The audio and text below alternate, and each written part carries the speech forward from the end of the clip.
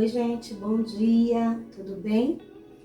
Que bom estar aqui com vocês, né? Deixo aqui bom dia, boa tarde, boa noite, não sei que hora você vai assistir.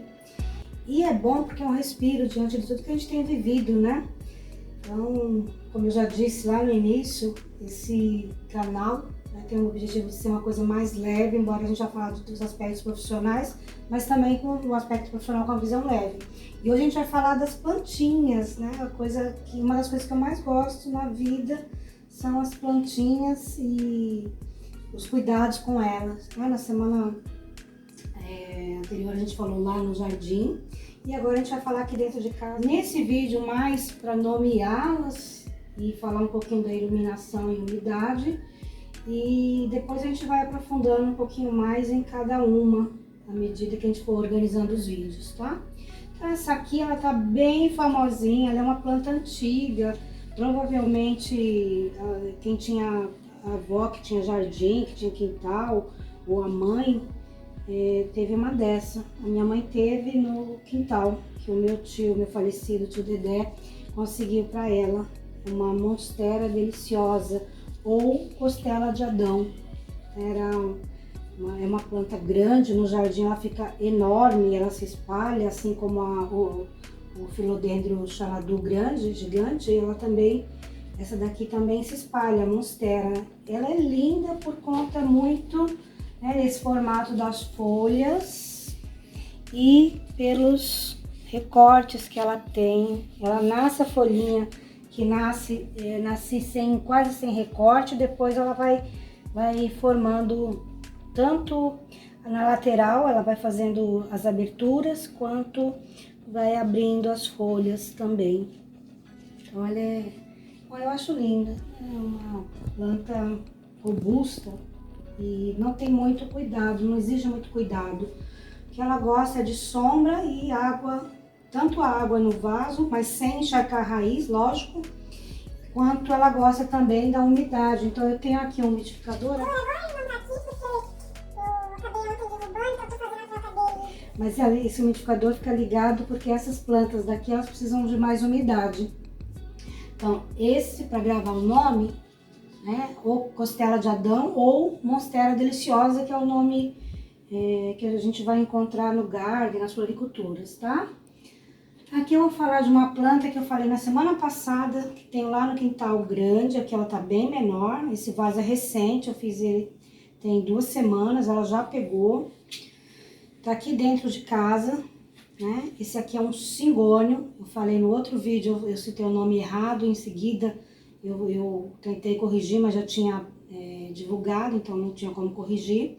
É um cingônio, também é uma planta, ela é bastante comum, é uma planta também da época das nossas avós. E assim, se você colocar no quintal, como eu falei lá no vídeo anterior, ela vai embora, né? Ela vai criando aqui as raízes para se prender na parede, e ela vai que vai. Então aqui eu tô limitando o espaço dela, que eu gosto dela, acho ela linda, essa folha, formato dela, a cor, né? No quintal fica mais marcada, mas eu acho ela belíssima, olha esse formato, né? E é um cingônio. E aqui, outra planta que eu falei na semana passada, também é muito fácil, é uma planta que, assim, a característica delas, das duas, é que elas gostam de umidade e gostam de meia sombra. A meia sombra, só lembrando, é esse ambiente externo, que a gente está mais ou menos 3 metros da janela, mas que ainda assim eu tenho aqui uma luminária de 4.000 lumens. Tá? Essa luminária, ela fica acesa de 3, 4 horas por dia, pelo menos, às vezes um pouco mais. Mas ela fica acesa com o objetivo de ajudar as plantas que estão aqui a fazerem a fotossíntese, produzirem raízes, mais folhas. Então é esse o objetivo, tá? Então aqui a gente tem o cingônio e a gente tem a alumínio, tá? Essa planta chama alumínio. Eu vou aos poucos mostrando, né? Aqui a gente tem uma jiboia prateada, também é muito bonita. Ela tá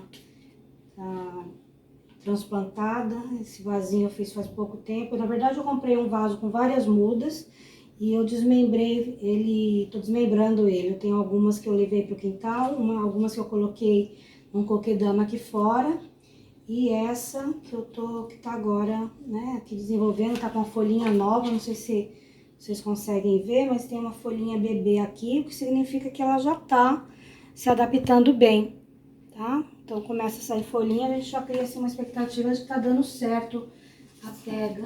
Aqui a gente tem uma planta muito comum e que é também antiga, né, da época das nossas avós, e que eu gosto muitíssimo. A planta que minha mãe sempre teve em casa, muito maior, né, o lírio gigante e o lírio médio. Esse daqui é um lírio mini e ele permanece assim se a gente não trocar de vaso, né? Então ele vai permanecer assim, saindo as folhinhas aqui do lado. Não sei se vocês conseguem ver também, ele tem folhinhas novas, bebês. Olha, gente, que bebê lindo. Um bebezinho lindo.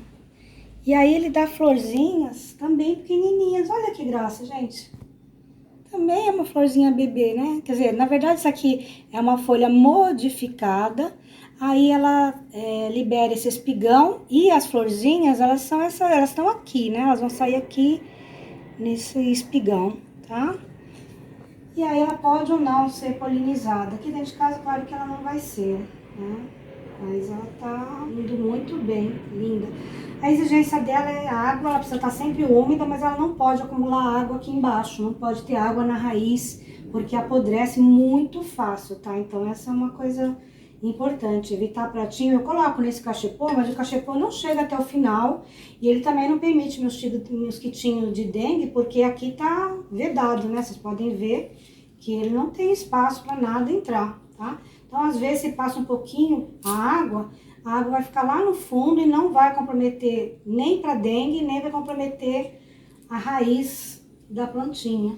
Vou falar aqui de uma outra linda que eu tinha, assim, um desejo enorme de ter e eu ganhei recentemente, que é a Ficus lirata, tá? As ficus, de maneira geral, elas ficam enormes e a lirata também. Olha, gente, essa folhagem, como ela é linda. Eu ganhei há mais ou menos um mês. Eu vou transplantar ela para um vaso maior, um vaso médio. Mas eu não vou colocar ela no chão de jeito nenhum, porque se eu colocar, ela vai ficar gigante. A família das ficus, elas crescem bastante. Tem a ficus elástica, que a gente tem nas calçadas, aí estourando calçadas de maneira geral em São Paulo. É linda, mas ela explode as calçadas. A culpa, claro, que não é dela, é de quem não fez um planejamento ambiental urbano adequado. E se eu colocasse ela no meu quintal, eu teria, essa não é a Ficus elástica, a Ficus lirata, mas também ela se tornaria uma planta enorme e estouraria as paredes, inclusive dos vizinhos, né? Então, claro que eu não vou fazer isso, ela vai ser mantida em vaso. Assim, tem uma parte que é meio triste, né? Que não vai nunca atingir o potencial dela, né? Infelizmente, tem esse lado ruim. Assim, usando um pouco de todo o egoísmo que a gente tem como ser humano ainda, né? A gente vai cuidar o melhor possível dela para dar melhor qualidade de vida e ela tá bonita, né? Ela vai ficar, não vai atingir o potencial todo que ela pode, mas ela vai ainda assim ser uma planta bem cuidada, uma planta saudável, uma planta bonita. Ela também pede as folhas, umidade nas folhas, então a gente, além do umidificador, eu borrifo água e o substrato dela, eu uso um material já preparado, então a terra já preparada, que a gente encontra aí nos gardens, pet shops, alguns vendem. Então, eu uso uma terra preparada, misturo com humus de minhoca, também uso um pouco de areia, quase todos eu uso um pouco de areia, alguns um pouco mais, outros um pouco menos.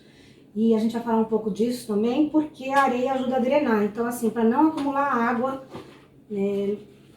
no vasinho, né? Essa daqui, ela perde um pouquinho de umidade na raiz, porque ela é uma arvorezinha, né? Então, a gente deixa um pouquinho de água e a gente precisa colocar no fundo do vaso, não esquece, a gente vai colocar um pouco de água sanitária aqui no fundo do vaso, tá? Vai ser bem importante manter a umidade nas folhas também. E ela consegue ficar bem aqui porque tem a luz, tanto a luz que eu mostrei agora há pouco, quanto tem essa outra que é o full espectro, né? Ela reproduz as luzes que vêm dos raios solares. Então essa luz full espectro é excelente para as plantas. E aqui eu tenho um cróton, tá? Já que a gente vai ter esse pedacinho, vou falar também desse cróton. Olha como ele é interessante. Ele nasce com as folhinhas verdes, né? E depois as folhinhas mais velhas, elas vão mudando a cor. Claro que elas também dependem dessa iluminação que reproduz os raios do sol e ela vai ficando linda, né? Então aqui, essa planta era do meu pai, que era da minha mãe, né? E depois do meu pai, quando minha mãe faleceu. E ele tinha várias mudas, eu peguei essa daqui, dei uma podada nela, que quando eu peguei ela estava bem feia e agora ela está retribuindo, né? Ela também precisa de bastante água, mas sem acumular na raiz. E eu borrifo, além do umidificador, eu borrifo água todos os dias nas folhas também. A gente fala assim, nossa, mas é muito trabalho borrifar água. Não é, né? A gente vai fazer uma borrifação aqui em todas elas que não vai demorar 5 minutos. E se você não conseguir tirar 5 minutos do seu dia para uma coisa que você gosta de fazer, desculpa, você precisa rever toda a sua agenda, né? A gente vai falar disso na semana que vem, quando a gente falar sobre a administração do tempo.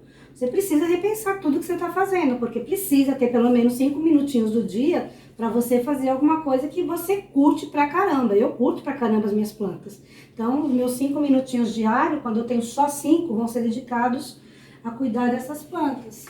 Essa daqui é uma aquisição nova também, é um filodendro. Depois eu pego o nome direitinho para vocês. Também ganhei, na medida que a gente vai falando que gosta de plantas, né? Os familiares, os amigos também vão presenteando, gente. Então, é bem legal. Eu ganho muita planta, ganho muita planta viva, né? Eu não gosto de arranjos mortos, né? Eu gosto de vida, eu gosto dos arranjos vivos. Então, quando eu ganho plantas, eu ganho vivas. E é uma planta linda, conhecida como joia da Amazônia, né? Ela, dá uma olhadinha como ela é bonita a folha, né? Tanto o formato dela, quanto aqui, né, as cores. Aqui eu tô aprendendo a lidar com a iluminação para ela, vocês podem ver que tem alguns pedacinhos que queimaram, né? Então, algumas vezes eu deixei essa luminária muito próxima, não pode, eu aprendi também, né? A gente vai testando. Não pode ficar tão próxima, agora ela já tá um pouco mais distante e aí não tá mais queimando, tá? Então, hoje são essas plantas que eu apresentei a vocês. A gente tem outras aqui, mas eu vou... Olha, outro cingônio aqui. Também fiz a muda há pouco tempo, tá? Ele também tá pequenininho ainda. Então, ele vai se desenvolver. Não vai ficar grande, lógico, ele tá no vaso pequeno, limitando um pouco. Aqui um antúrio. E esse antúrio, ele tem as folhas que vão sair, as espigas, né, que saem também, elas são marrons. Tá? Então, a folha modificada dele, que vai dar depois a espiguinha, que vai ter as flores, elas são marrons, olha que lindo. E já há um tempo que eu tô com ele também tá limitado, né, ele tá dentro do vaso, então aqui até dá pra fazer muda, não sei se vocês conseguem ver. Aqui a gente já poderia fazer muda, eu não quero, porque eu acho que ele tá bom nesse formato, mas eu já poderia aqui desmembrar e eu já tiraria aqui pelo menos 2 mudas, tá?